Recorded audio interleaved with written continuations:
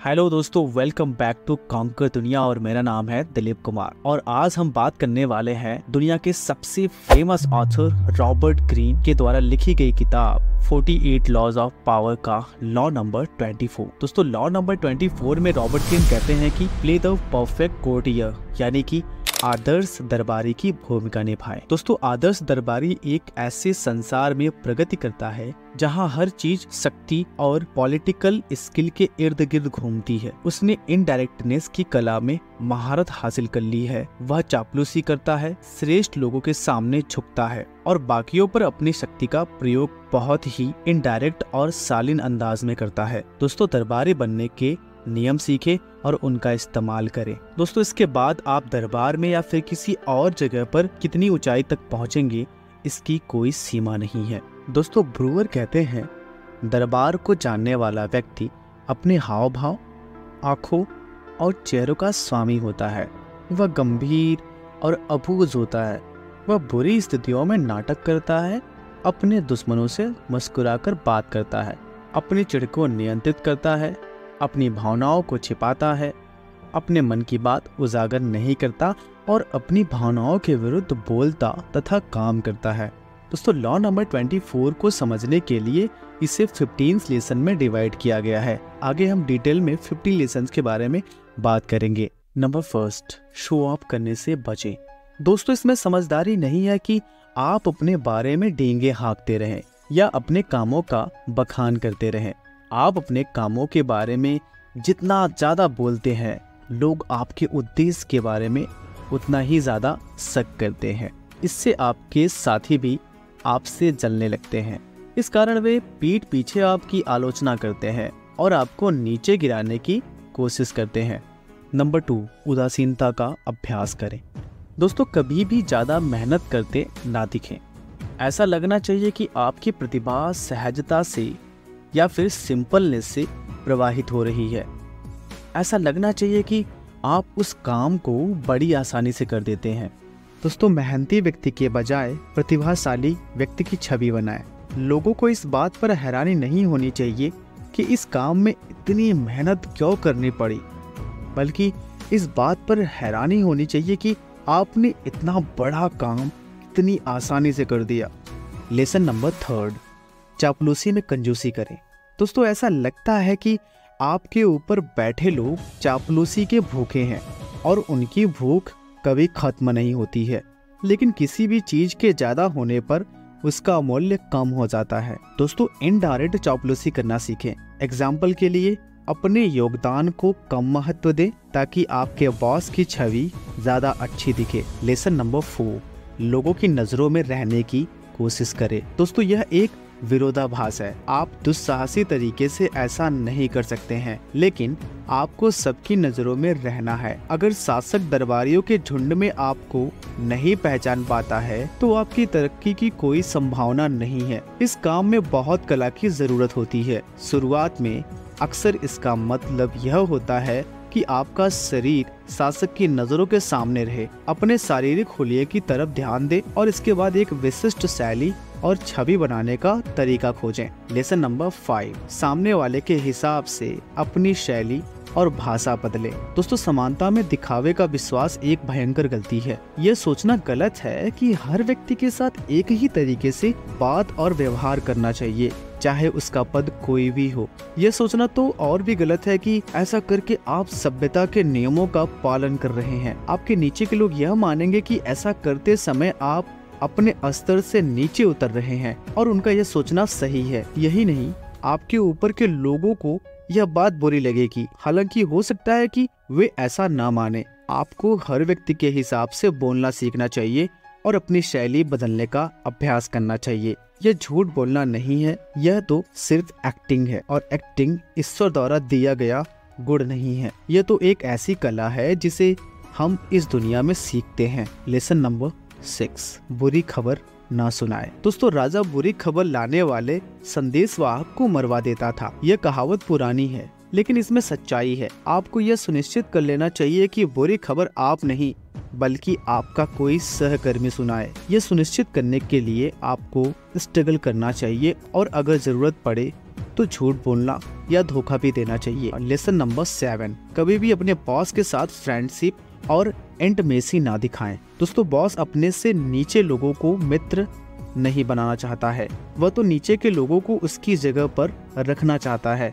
दोस्तों राजा के साथ इंटीमेसी या फिर फ्रेंडशिप के तरीके से उसे पेश ना आए। ऐसा न जताए कि आप उसके फ्रेंड बन गए हैं, यह काम उसे करने दें। लेसन नंबर 9, अपने से ऊपर बैठे लोगों की प्रत्यक्ष बुराई ना करें। दोस्तों यह बात स्पष्ट है, लेकिन कई बार ऐसे मौके आते हैं जब किसी तरह की आलोचना जरूरी होती है। उस दौरान चुप रहने या कोई सलाह ना देने के दूसरे तरह के जोखिम उत्पन्न होते हैं। बहरहाल आपको अपनी सलाह या आलोचना इनडायरेक्ट तरीके से एज मच एज पॉसिबल विनम्रता से देनी चाहिए। दोस्तों लेसन नंबर 9 कहता है, अपने से ऊपर बैठे लोगों से एहसान मांगने में किफायत बरतें, यानी कि एहसान कम मांगे। दोस्तों मालिक को सबसे ज्यादा बुरा इस बात से लगता है कि वह किसी के आग्रह को अस्वीकार कर दे। इससे गिल्टी फीलिंग और हेट उत्पन्न होता है। कब एहसान मांगे और कब रुकना है यह जान लें। दोस्तों सबसे महत्वपूर्ण बात यह है कि किसी दूसरे व्यक्ति के लिए एहसान न मांगे, कम से कम किसी मित्र के लिए तो हरगिज न मांगे। लेसन नंबर 10, कभी भी हुलिये या रुचि के बारे में मजाक न करें। दोस्तों फ्लर्टियस बात करने की चतुरता और हिलेरियस स्वभाव अच्छे दरबारी के अनिवार्य गुण हैं, और ऐसे समय आते हैं जब हंसी मजाक अच्छा तथा मनोरंजक होता है, लेकिन हुलिये या रुचि के बारे में किसी भी तरह के मजाक से बचें, क्योंकि ये दोनों क्षेत्र बहुत ही संवेदनशील हैं, खासतौर पर आपसे ऊपर बैठे लोगों के लिए। लेसन नंबर 11, दरबार के आलोचक ना बने। दोस्तों दूसरे के अच्छे काम की तारीफ करें। अगर आप लगातार अपने बराबर के लोगों और अपने नीचे के कार्य करने वाले लोगों के बुराई करते रहेंगे तो उस आलोचना का कुछ हिस्सा आपसे भी चिपका रह जाएगा, और आप जहाँ भी जाएंगे वह आपके ऊपर एक भूरे बादल की तरह मंडराता रहेगा। लोग आपकी हर नई आलोचनात्मक टिप्पणी पर कसमसाने लगेंगे और चिढ़ जाएंगे। दूसरों की उपलब्धियों की छुटपुट प्रशंसा करके आप विरोधाभासी रूप से अपने उपलब्धियों की तारीफ कर ध्यान आकर्षित कर सकते हैं। लेसन नंबर 12, खुद को देखते रहें। दोस्तों मिरर एक चमत्कारी आविष्कार है। अगर यह ना हो तो आपसे सौंदर्य और सजावट के खिलाफ कई बड़े अपराध हो सकते हैं। आपको अपने कामों के लिए एक मिरर की जरूरत होती है। कई बार तो इसका मतलब दूसरों से अपने बारे में राय लेना है, लेकिन यह सबसे विश्वसनीय तरीका नहीं है। आपको अपना मिरर खुद होना चाहिए और अपने मस्तिष्क को खुद को उसी तरह देखने का प्रशिक्षण देना चाहिए जिस तरह से दूसरे लोग देखते हैं। दोस्तों क्या आप बहुत ज्यादा चापलूसी से काम कर रहे हैं? क्या आप खुद काम करने की बहुत ज्यादा कोशिश कर रहे हैं? अगर आप खुद को देखते रहेंगे तो आप गलतियों के पहाड़ से बच जाएंगे। लेसन नंबर 13, अपनी भावनाओं के स्वामी बने। दोस्तों किसी महान एक्टर की तरह आपको मौके के हिसाब से सही समय पर रोना और हंसना सीखना चाहिए। आपको अपने गुस्से और भड़ास को छिपाना आना चाहिए। अपनी संतुष्टि और सहमति को छिपाना भी आना चाहिए। आपको अपने चेहरे के भावों का स्वामी होना चाहिए। लेसन नंबर 14, समय के साथ चलें। दोस्तों अतीत की हल्की सी झलक लोगों को आकर्षित कर सकती है, बशर्ते आप कम से कम 20 साल पहले का समय चुने। दोस्तों 10 साल पहले के फैशन के कपड़े पहनने से आप हंसी के पात्र बन सकते हैं। आपकी मनोदशा और चिंतन समय के साथ साथ चलना चाहिए, भले ही समय आपकी संवेदनाओं के अनुरूप ना हो। बहरहाल अगर आप बहुत ज्यादा आगे की सोचेंगे तो कोई भी आपको नहीं समझ पाएगा। लेसन 15, आनंद का स्रोत बने। दोस्तों यह बेहद महत्वपूर्ण है। मानवीय स्वभाव का यह क्लियर रूल है कि हम गिल्टी और बैड चीजों से दूर भागते हैं, जबकि अट्रैक्शन और हैप्पीनेस की तरफ उसी तरह खींचे चले आते हैं जिस तरह पतंगे दिए की लौ की तरफ खींचे चले आते हैं। इसकी भी अलग अलग सीमा होती है।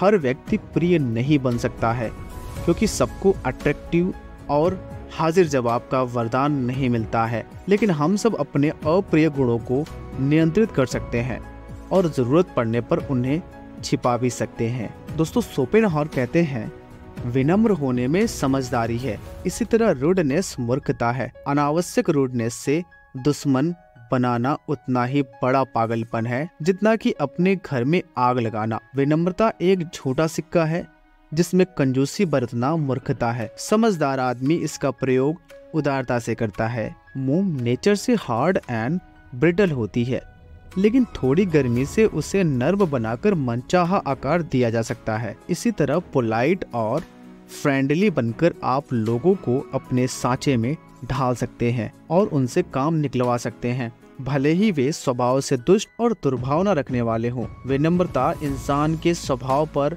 वही असर डालती है जो गर्मी मोम पर डालती है। Thanks for listening this audio book summary. दोस्तों, जानकारी के लिए बता दें कि आपने इसके पहले के लॉ को नहीं देखा है तो हमारे YouTube चैनल के प्लेलिस्ट में जाकर सारे लॉज को देख सकते हैं, जिसको हमने कम्प्लीटली समराइज किया है।